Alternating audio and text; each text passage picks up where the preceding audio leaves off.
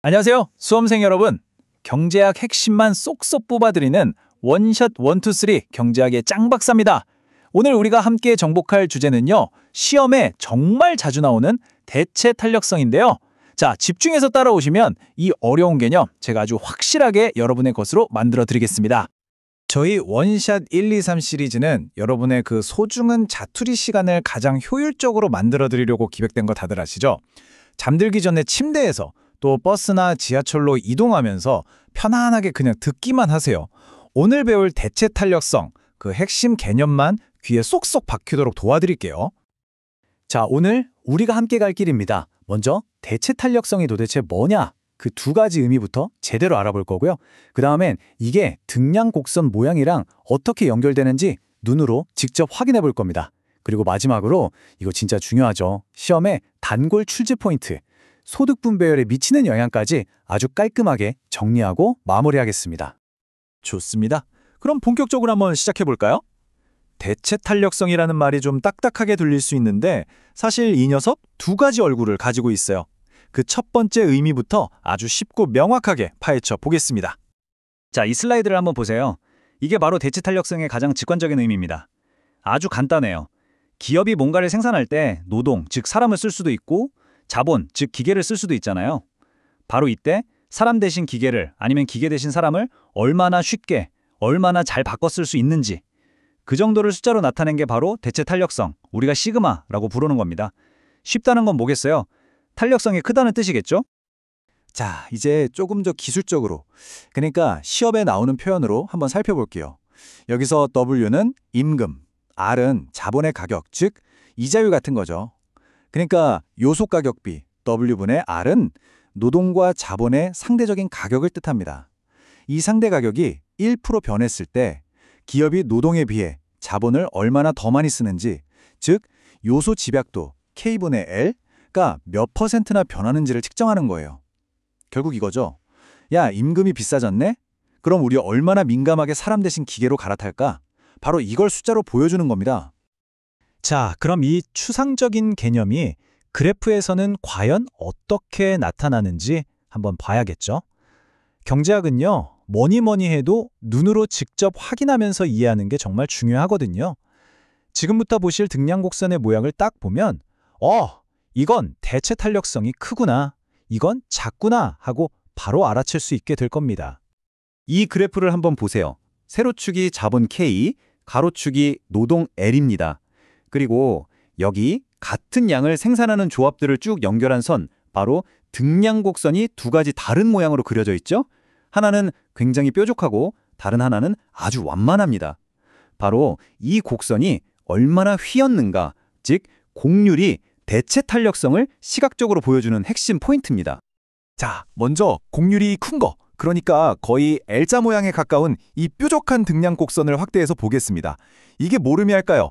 네, 바로 노동과 자본을 서로 대체하기가 아주 어렵다는 뜻입니다.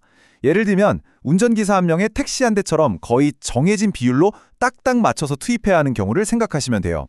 이럴 때 우리는 대체 탄력성, 시그마가 1보다 작다고 말합니다. 대체가 잘 안 된다, 즉 비탄력적이라는 거죠.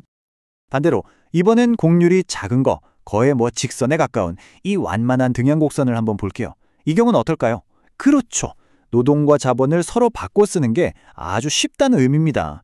요즘 식당 가면 키오스크, 자본이 점원, 노동을 대체하는 경우 쉽게 볼 수 있죠? 바로 그런 상황입니다. 이렇게 대체가 아주 쉬울 때 우리는 대체 탄력성, 시그마가 1보다 크다고 말합니다. 대체가 아주 탄력적이라는 뜻이죠. 자, 여러분, 이제 오늘의 하이라이트입니다. 이 대체 탄력성이 도대체 왜 시험에 그렇게 자주 나올까요?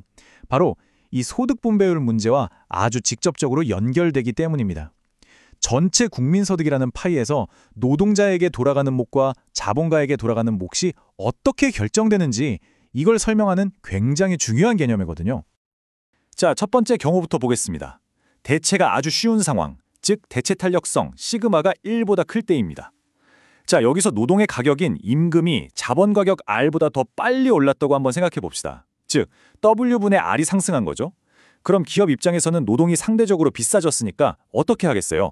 당연히 비싸진 노동을 확 줄이고 상대적으로 싼 자본, 즉 기계를 훨씬 더 많이 사용하겠죠.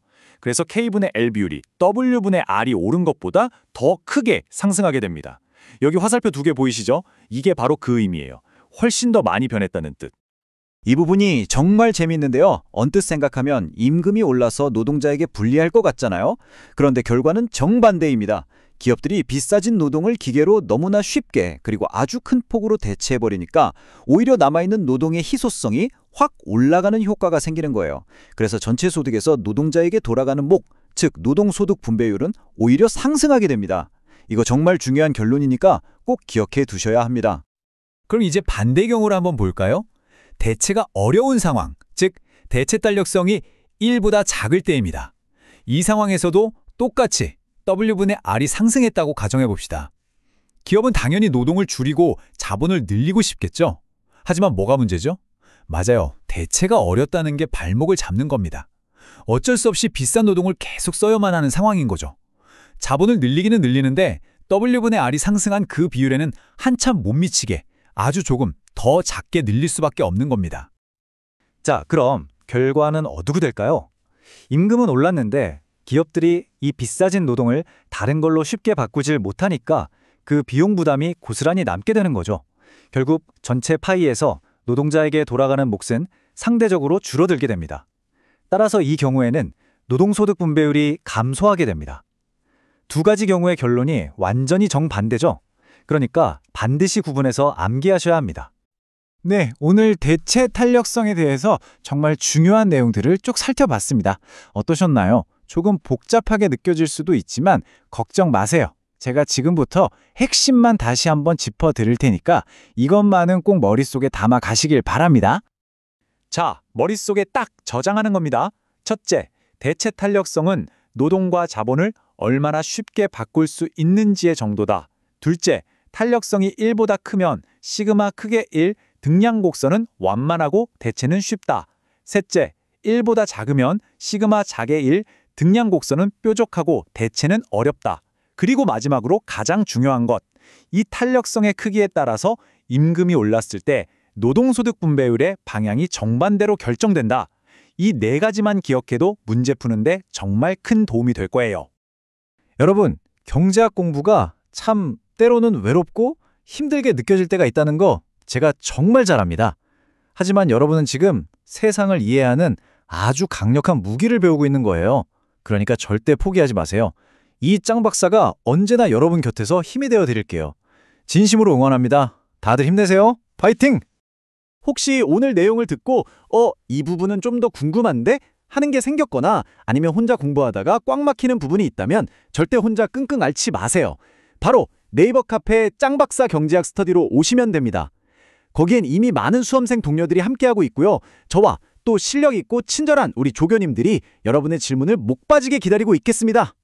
자, 마지막으로 여러분께 생각할 거리를 하나 던져드릴게요.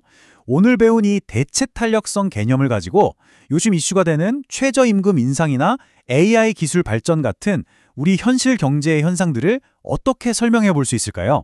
한 번쯤 꼭 고민해 보세요. 그럼 저는 더 유익하고 알찬 내용으로 다음 시간에 다시 찾아뵙겠습니다. 여러분 정말 수고 많으셨습니다.